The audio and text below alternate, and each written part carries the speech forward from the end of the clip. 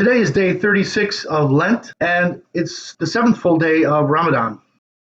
When Jesus was doing his fastathon and when he was tempted at the end of that, remember that Satan confronted him 3 times with these enticements of power, of glory, of grandeur, and then, of course, even one basic temptation to make stones into bread. And all 3 times, you may recall that Jesus refuted the devil with scripture from the Old Testament, not his own philosophical arguments, but quoting from God in the Torah, in the book of Deuteronomy twice, and from the book of Psalms or Zabur once. In all 3 cases, he was quoting from God in the voice of God coming through revelation in the Torah. Jesus believed in the Torah. At the time of Jesus, he derived much of his authority from the prophecies of the Messiah. Jesus knew that he was the Messiah.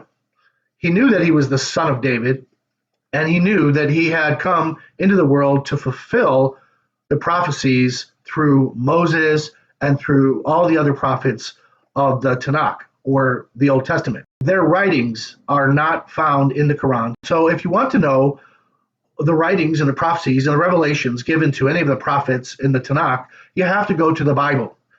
You have to open it up, and hey, there's the books of Moses. There's the book of Jonah. There's the book of Job. And one of the longer books of prophecy in the Old Testament, it's the prophet Isaiah. In Isaiah chapter 58, we have this marvelous discourse on fasting.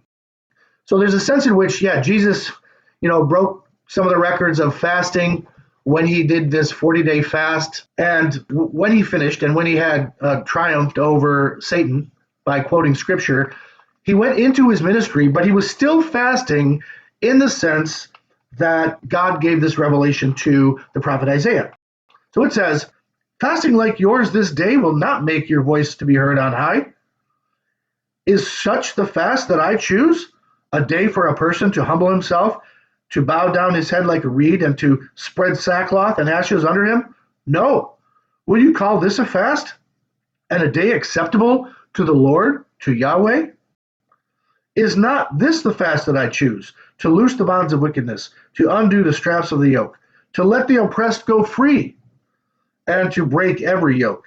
Is it not to share your bread with the hungry, and bring the homeless poor into your house?" So there's a sense in which the entire ministry of Jesus was the fulfillment of this prophecy from the prophet Isaiah. Even though Jesus wasn't abstaining from food, and even though he taught his disciples that, now is not the time for fasting because the bridegroom is here, yet his life exemplified the most ideal type of fasting in the whole Bible.